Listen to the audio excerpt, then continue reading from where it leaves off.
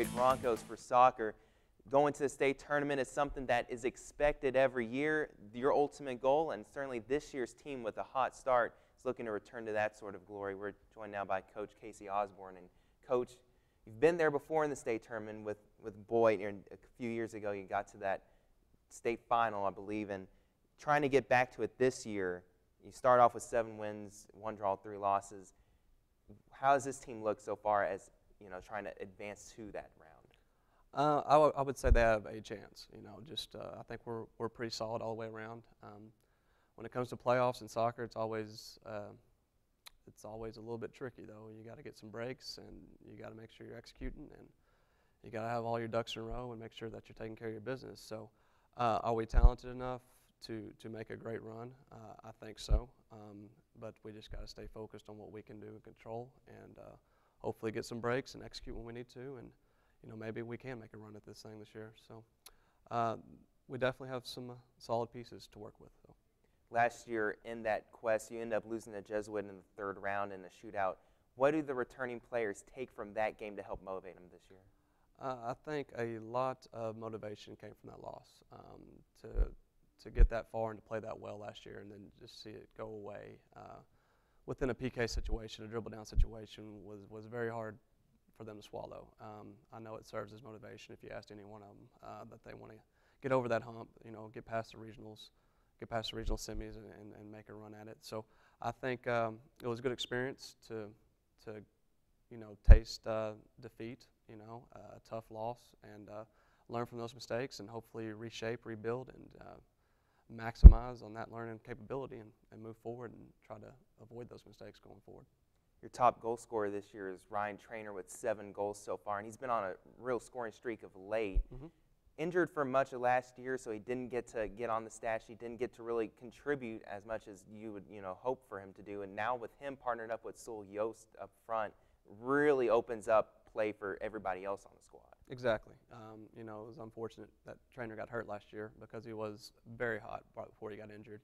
And, I think he's just now really getting back from that, to be honest with you. And Sewell picked up right where Trainer left off last year when he got hurt, so I was very proud of him. But last year's last year. What they're doing this year is, I think, starting the way that they needed to. Had a pretty hot start. With 2 goal scorers like that, they're very good at getting forward, working their way into the 18, and very good at 1v1 attacking. It does draw a lot of attention to them, and they've already noticed that, whether oppositions read the stat board or whatnot, which opens up the opportunity for other players to be in 1v1 situations or actually be just overlooked altogether. And I think Juan Moran actually benefited from that the other night against Mesquite Horn as he put one away, and it opens up the play for our midfield as well. So we're excited about the opportunity those two can create if they start clicking together, and I'd like to see them combo up more, to be honest with you. That's right about now is the time that we need to start really seeing that stuff anyway. So hopefully we'll see that next couple of weeks.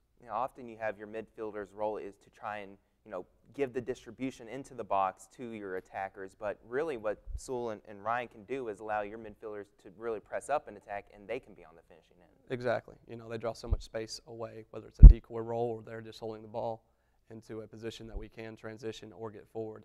It really opens up a lot of channels for those midfielders to jump in there and get inside the 18, fight to the 18, get on the end of crosses, and or tee up in and around the 18. So everybody's benefiting from having 2 guys that can put the ball in back in the net.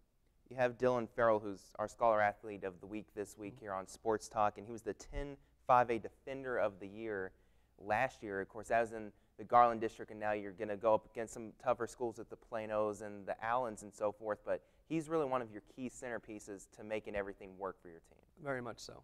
Did an excellent job the past 2 years for us, and is captain again this year with our other center back, William Wingington Hutt.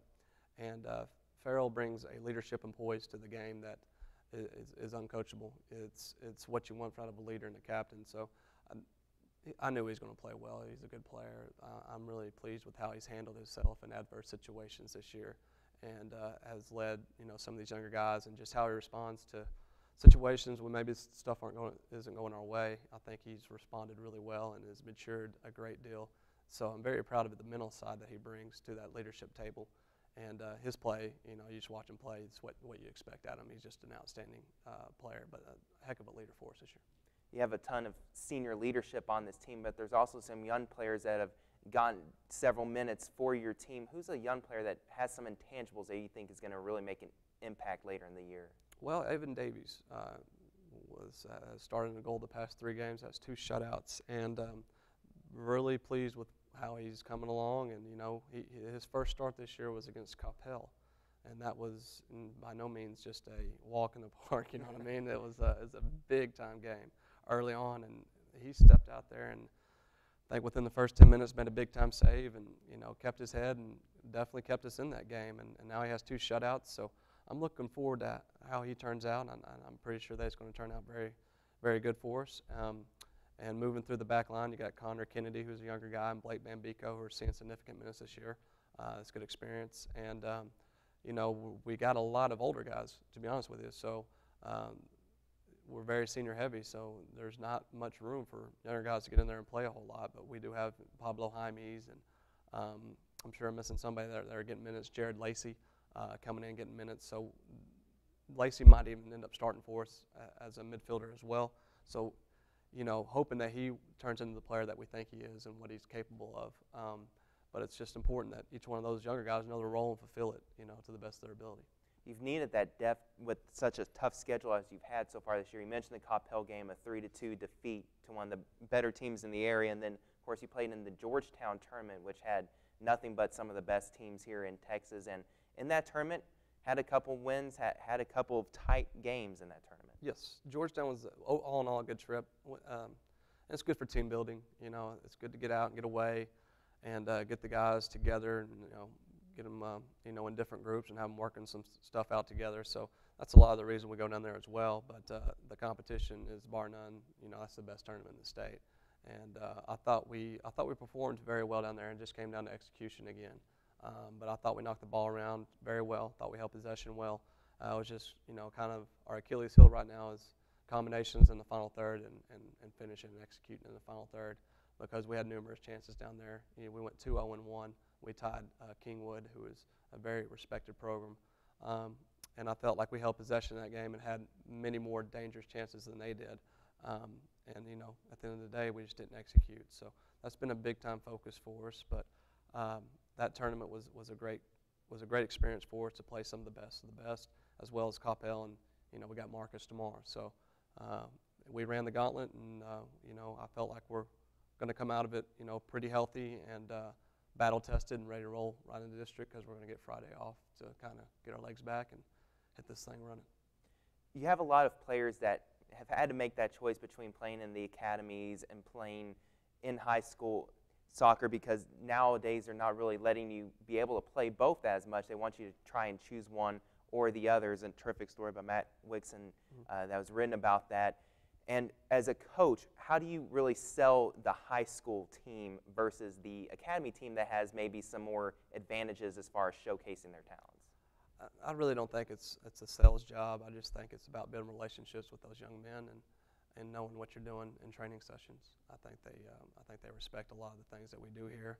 Being at Boyd is such a great place with the facilities and some of the luxuries and the equipment that we have to train with that you don't even get at many colleges. So the place sells itself, to be honest with you. But I think more importantly is you know, building those relationships with young men and excuse me, let them know you care about them. Let them know that this is a place for you. And if you surround your program with good young men, then they want to be there.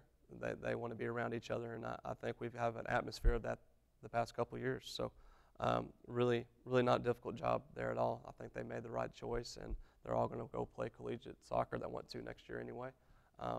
And we're going to have some success with those guys on the field as well. Yeah, I think that team chemistry is really, you know, the advantage of high school over the academies, where it's maybe a little more focused on the individual necessarily rather than the team. And that team chemistry seems to continue on to college. You have 3 players signing with Ouachita Baptist, for instance, that are going to that college. Yeah, very excited about that because it's close, and my buddy coaches up there. So, and he's going to turn that program into something special too, and especially with those 3 kids going up there.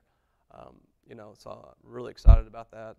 Glad that worked out the way it did, and you know, it's just a 3-hour road trip either here or there, and I think actually they're going to plan on playing a game at Boyd next year to kind of accommodate those guys and, you know, showcase them here for their parents. So think they're going to play Incarnate Word at our stadium back here. So that would be something pretty cool. Yeah, that'd be pretty neat. Going into district play, all the teams you're really looking at can be a threat because there's not necessarily a front runner in this district. I would agree with that. I think anybody can beat anybody on any given night. It's kind of weird about high school soccer. It's just going to come down to the more disciplined team, the more consistent team, and that's really what our focus is right now, is consistently playing at a high level, obviously execution, and being disciplined within your role and within the moments of games. And, you know, we tell the guys to not get caught up in the moment, but to seize the moment, you know. No stupid reds or silly actions that are going to cost us a win, because one win or one loss in this district could cost you a championship. Coach Osborn, good luck to you going forward, and thanks Thank so you, much for coming on the show. Appreciate it. McKinney Boyd Broncos, always a good, solid soccer squad, and they're going to head into 10-5A, looking to win that district and hopefully have a deep run in the playoffs once again.